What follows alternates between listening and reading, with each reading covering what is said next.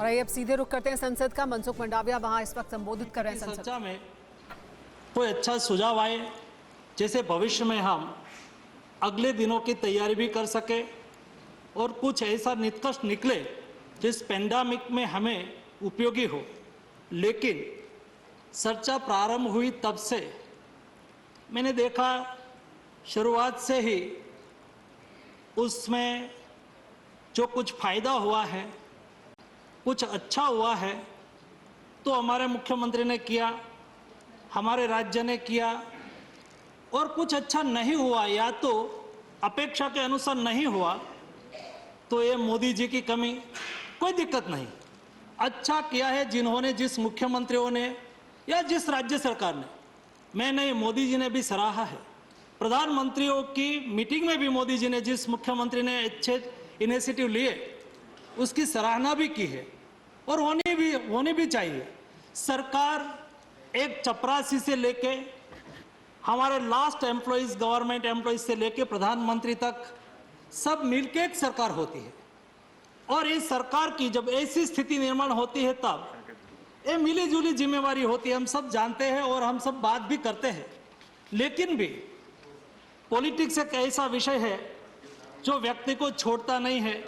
कोई न कोई जगह पे पॉलिटिक्स हो जाता है।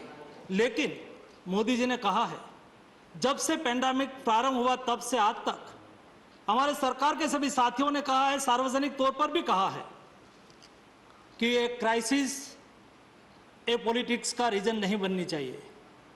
एक क्राइसिस में पॉलिटिक्स नहीं होना चाहिए। शायद सामने से हो जाए तो भी सरकार की ओर से नहीं होना चाहिए। ये बात को हमने स्वीकारा है और हमने कहा भी, मैं मेरी रिप्लाई में भी कोई जगह पे पॉलिटिक्स करने वाला नहीं हूं। मोदी जी ने कहा है कि 130 करोड़ की जनता जब एक साथ में एक कदम आगे बढ़ेगी तो देश 130 कदम आगे बढ़ सकता है। और एक क्राइसिस की स्थिति में ऐसी ही स्थिति हमें अवसर देती है जिस स्थिति में हमें साथ में मिलकर चलना होता है। और इसलिए जब तीसरी वेव की बात आती है तब क्या 130 करोड़ की जनता, सभी सरकारें, देश के आम नागरिक साथ में मिलकर तय करें कि हम देश में तीसरी वेव नहीं आने दे। हमारा संकल्प, मोदी जी का मार्गदर्शन हमें तीसरी वेव से बचा सकता है। हमें संकल्प करना है।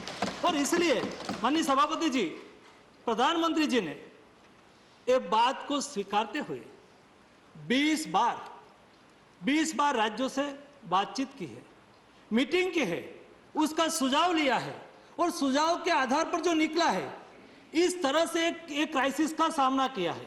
इस तरह से सुझाव में जब मुख्यमंत्री लेवल से कोई विषय रखा जाता है तो मोदी जी ने विषय को गंभीरता से लिया है। एक बार बात आई कि भाई हेल्थ स्टेट सब्जेक्ट है, आप हमें केवल स्टेट को आप ही सब करें और स्टेट को कोई इजाजत ना दे, ऐसा नहीं। मोदी जी ने कहा स्टेट भी इनिशिएटिव ले, कोई दिक्कत नहीं। जब ये चल रहा था वैक्सीन वाला विषय, तब ये बात आई कि भाई वैक्सीन हम क्यों नहीं इंपोर्ट कर सकते, भारत सरकार लाती नहीं और हमें इंपोर्ट करने की छूट देती नहीं है।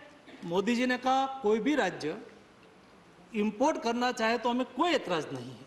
हम भारत सरकार की ओर से दुनिया के साथ बातचीत कर रहे हैं, हमें नहीं मिल रही है, लेकिन भी कोई स्टेट को मिल जाए तो हमें कोई एतराज नहीं है, वो ला सकते हैं।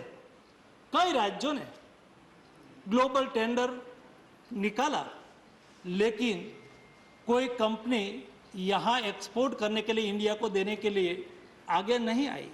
जब जिस समय पर जिस राज्यों ने जैसे जब लॉकडाउन लगा था और कहा कि स्टेट के पर प्रधानमंत्री जी आप स्टेट पर छोड़िए, स्टेट अपने आवश्यकता के अनुसार स्टेट अपनी ओर से भी लॉकडाउन लगाएंगे।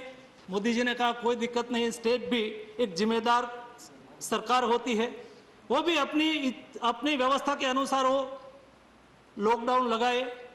तो बाद में सेकंड वेव में सभी स्टेट ने अपनी ओर से प्रयास किया और मोदी जी ने कई बार कहा है कि देश आज जहां पहुंचा है, यहां देश आज जो स्थिति में है वहां पहुंचाने में देश के सभी पूर्व प्रधानमंत्रियों का सहयोग है।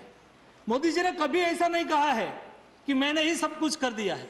मोदी जी ने हमेशा कहा है कि देश को बनाने के लिए हम सब लोगों को साथ में मिलकर काम करना चाहिए। और इसलिए ये जो पेंडेमिक की सिचुएशन से स्थिति है, उसमें हम अगले दिनों में साथ में मिलकर कैसे काम करें और उसके लिए क्या क्या भारत सरकार ने किया। आप लोगों ने जो यहाँ कुल मिला के प्रश्न हमारे सामने रखे, या तो आपकी बात से 25 से ज्यादा सम्मानीय सदस्यों ने अपनी बात रखी, उसमें लॉकडाउन पहले क्यों लगाया, ऐसे जल्दी नहीं लगाना चाहिए था, ये बात आई। एक ये भी बात आई कि आप मृत्यु आंक क्यों छुपा रहे हो, आप में से वैक्सीन एक्सपोर्ट क्यों कर दिया, वो नहीं करना चाहिए था। मेडिसिन की कमी हो गई, ऑक्सीजन की कमी हो गई, पॉलिसी आप बार बार क्यों चेंज कर रहे हो, थाली ताली की भी बात आ गई, बच्चों के लिए आगे की क्या व्यवस्था है वो भी बात आ गई, और तीसरी वेव की बात आई, और प्रवासी मजदूरों की बात आई। इतने विषय पर आप लोगों ने खास करके, जिन्होंने उसमें से कई अच्छे सुझाव भी आए, कई लोगों ने इस विषय को लेके जैसे यहां पॉलिटिक्स किया, ऐसा बाहर भी पॉलिटिक्स करते रहे। लेकिन मैं बिंदु पर जब आपको बात एक एक विषय को लेके बात करना चाहूंगा, तब जब यहां देश में पहला केस जब दर्ज हुआ था 13 जनवरी 2020 के 13 जनवरी को जब पहला केस देश में आया, मोदी जी उससे पहले जब दुनिया में बीमारी फैलने लगी थी, तब उन्होंने हमें अलर्ट किया था कि हिंदुस्तान बहुत बड़ा देश है, 130 करोड़ की जनसंख्या है, इतनी बड़ी जनसंख्या, पॉपुलेशन डेंसिटी, और ये महामारी जो हिंदुस्तान में आ जाएगी तो हमें दिक्कत होगी, इसलिए हमें पहले से ही तैयारी करनी चाहिए। और इसलिए मैं port, shipping and waterways ministry देखता था, और उस वक्त जिस कंट्री में वायरस फैला हुआ था, इस कंट्री से वेसल्स आए तो वहां उसका स्कैनिंग करो, ऐसी सूचना हमें मिली थी। वैसे ही एयरपोर्ट एंट्री पॉइंट होता है, स्कैनिंग करो, सभी जगह पे स्कैनिंग होना स्टार्ट हो गया था। वैसे ही बॉर्डर, कई देश से हमारी छटी हुई बॉर्डर पर भी स्क्रीनिंग करने की आवश्यकता होनी चाहिए, क्योंकि वहां से भी लोग आ जा सकता है। ये सारी व्यवस्था जब देश में, दुनिया में, हिंदुस्तान में पहला केस दर्ज हुआ, तब से शुरू की गई थी।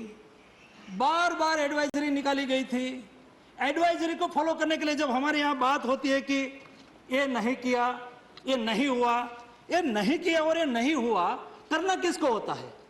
देश का। अड़ी सोमवार से शुक्रवार शाम 6 बजे सिर्फ TV9 भारतवर्ष पर।